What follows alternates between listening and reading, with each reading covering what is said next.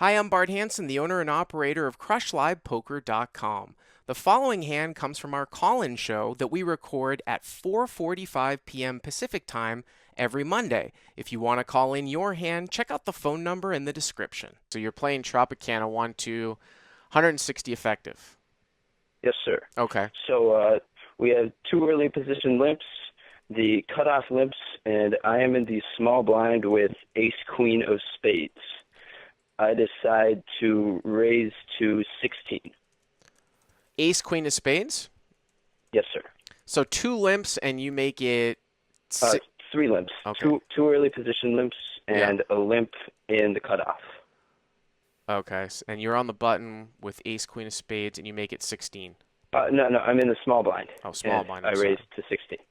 Okay, so you make it 16. I just off like a little bit of inclination, even though like I know it's 8x, it seems sort of small to me. Like Yeah, aren't people just opening to 15 in this game? Like what's the typical open? the standard open is usually about 10, Yeah. maybe a little bit more at most, but I mean, 15 would be an extraordinary size in my mind Uh-huh. for just a random cold open, but you know, it is what it is. And yes, I would say in this hand I probably made one or two sizing mistakes. Okay. So you make it 16. I make it 16, the big blind folds, and all the limpers call. Okay. The flop comes queen of clubs, jack of spades, and three of diamonds. Okay.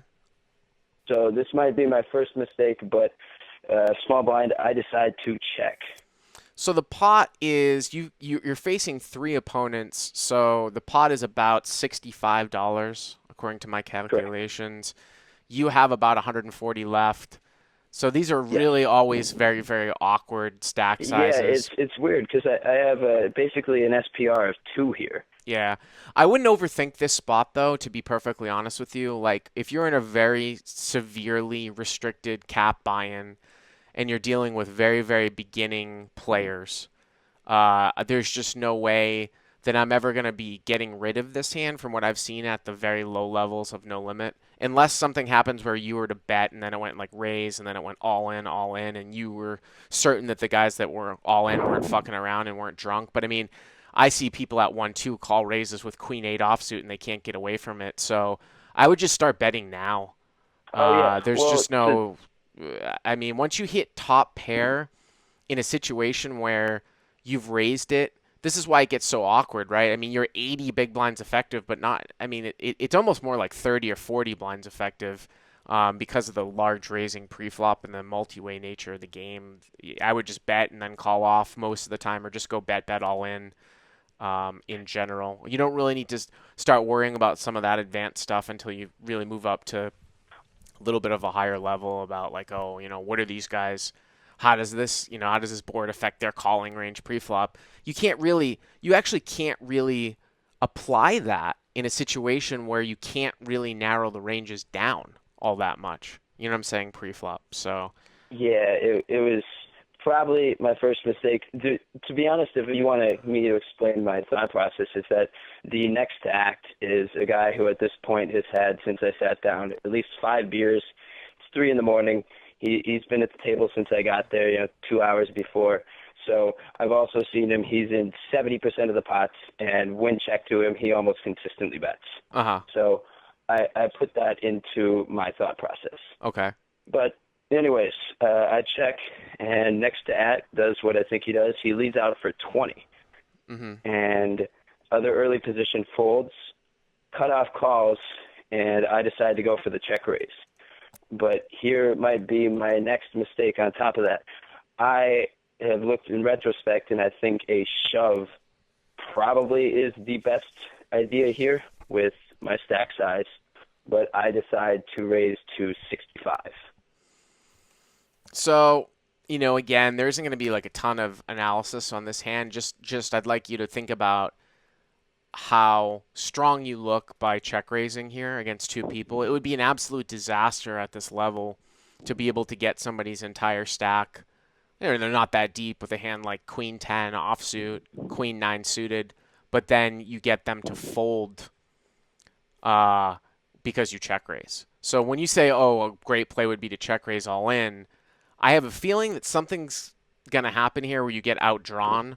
But really, if you listen to the last caller and I was saying, like, well, how do we think about these hands? Really, what you got to think about is it would really suck if you check raised all in and the cutoff bet and then folded like queen nine or queen 10 when you could have got a, bet, bet, bet. So you make it 65 here. I don't really have a problem with that sizing, to be honest with you. I mean, it is what it is. You're not going to fold, and you don't want a queen to fold. So you're actually trying to get people to call. But like I said, I don't think that check raising is the right place. So you make it 65. What happens?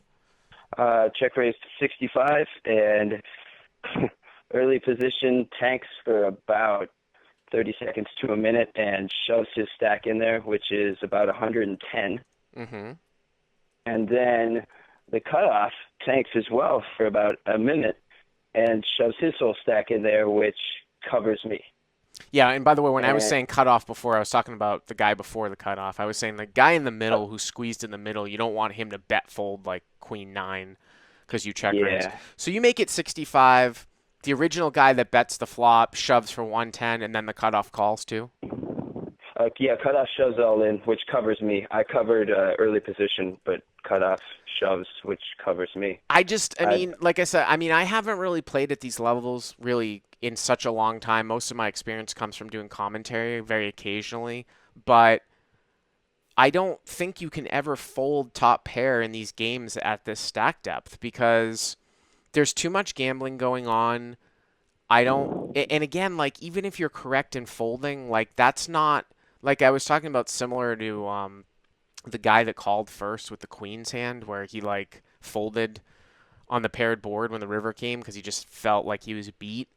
Normally, making big folds in these games isn't going to be the best approach. Normally, trying to extract the most value in these games is going to be the best approach. So, what I would take away from this hand if I was like your personal poker coach is, oh, I don't think I played the flop right. I don't think this should be a check raise. This should just be a bet. Even if I thought the guy was wild to my left. And if I did check because I thought the guy was going to bet because he's crazy, well, then I have to be consistent with my logic here because if he bets 20 and I check raise and he moves all in, well, the whole reason why I checked here was because I wanted him to bet, right? So you have to yeah, discount that him, right? You have to discount him because he's a nutcase where that's what made you check anyways. Now the cutoff, he's just going to be going with any queen.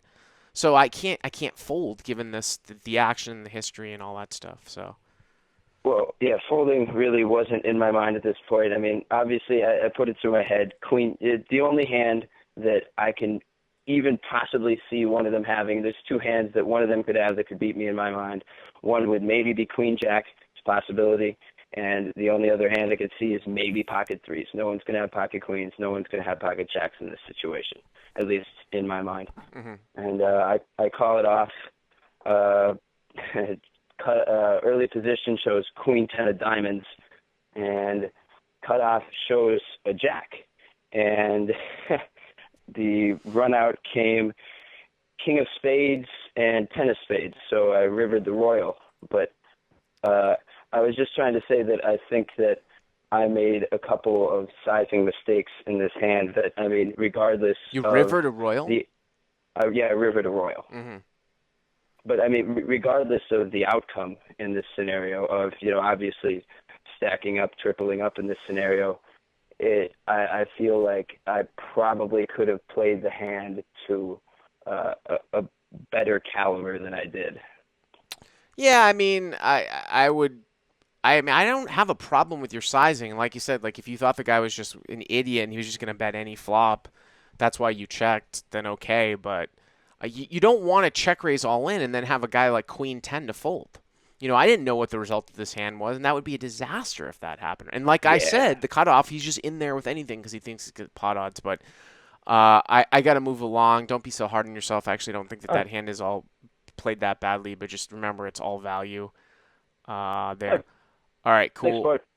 Hey guys, if you like what you've seen here, please click on the subscribe button and you'll get notified every time we put up a new video.